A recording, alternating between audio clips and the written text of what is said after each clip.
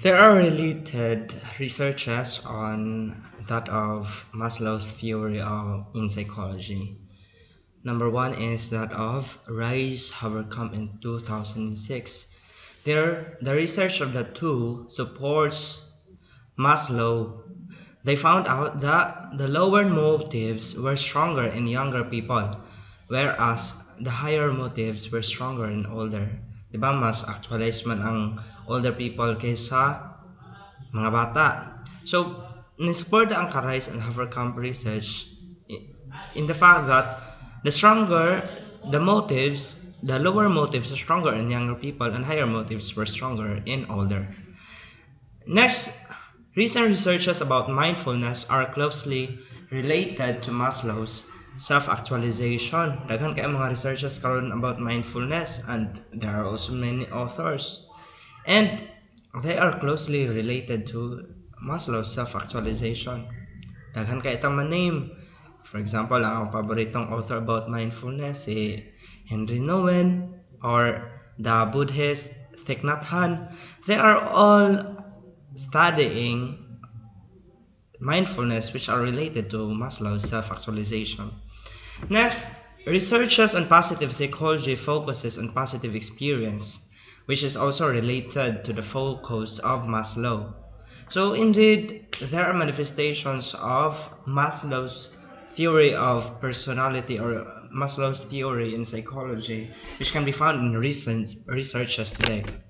Next, for our critique of Maslow, or critique of Maslow according to the author Feist et al. Above average, Maslow is above average in generating research. Mano ilang findings. Next is that he is low in falsifiability. Lisod i-verify para nila and thus lisod i-falsify pod. Next is that he is excellent in flexibility. Flexible kayo ang theory ni Maslow. Quite consistent with common sense. Makita na to atong common sense, pabala na to, naara sa atong kinabuhi. But his arcane and often unclear language makes important parts of his theory ambiguous and inconsistent. So, mapa nila findings. Maslow also is useful guide for practitioners. Makagiag yun, maka-ignite yun siya sa mga practitioners. For example, the psychologist, maka-ignite yun si Maslow. And only his hierarchy of needs is parsimonious. More dili komplikado ang iyang hierarchy of needs. The rest, complex. So, well, that's Maslow. Next is that about assessment of Maslow's concept of humanity according to Feist et al. Optimistic and hopeful about humans, but consider him or her capable of evil and destruction.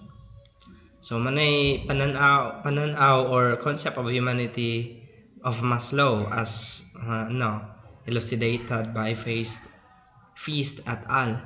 Next is that person could be improved but the process is slow. So ma-improve ko ng tao pero ang process hinay, lisod. Next, the behavior of people motivated by physiological and safety needs is determined by outside forces, whereas the behavior of self-actualizing people is at least partially shaped by free choices.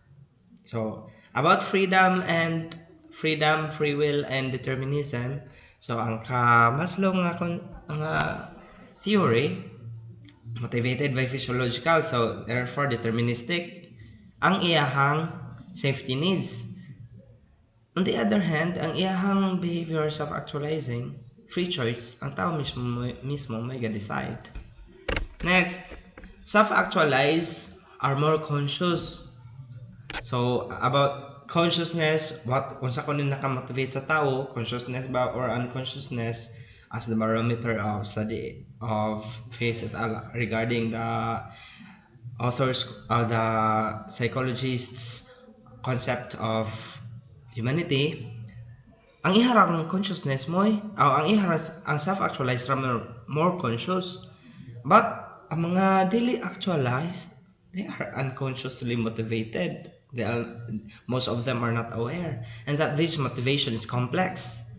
Next is that, para ni Maslow, dichotomy of biological and social dimension of person is false. Dili tinuod nga bulag ng biological and social, para niya related ng duha or ipon gud ng duha, dili na nato mabulag.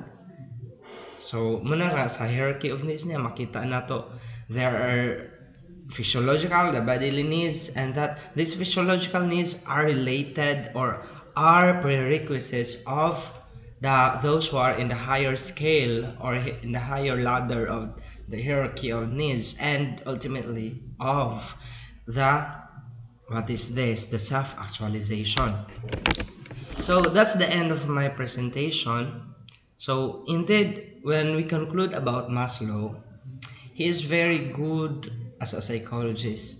As an existential psychologist, he questions the existence of the human person, the reason why many are not actualized while only few are actualized.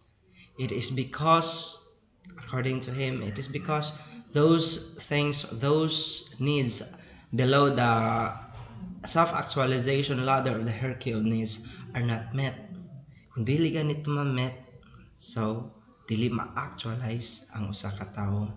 And that's so good in, for example, in the evangelization. According to Pope Francis, how can you evangelize an empty stomachs? For teachers, how can you teach those people who have empty stomachs? Or for those who are aspiring for the good of the humanity, the philanthropists and others, how can you sow goodness to people? How can you teach them goodness if their basic needs, those needs that they have below the ladder of the hierarchy of needs, are not met? So we need to consider first the basic needs of the people in order to let them or drive them to the self-actualization stage of personhood. So that's existence, and in fact, that's also real in the way we live our lives.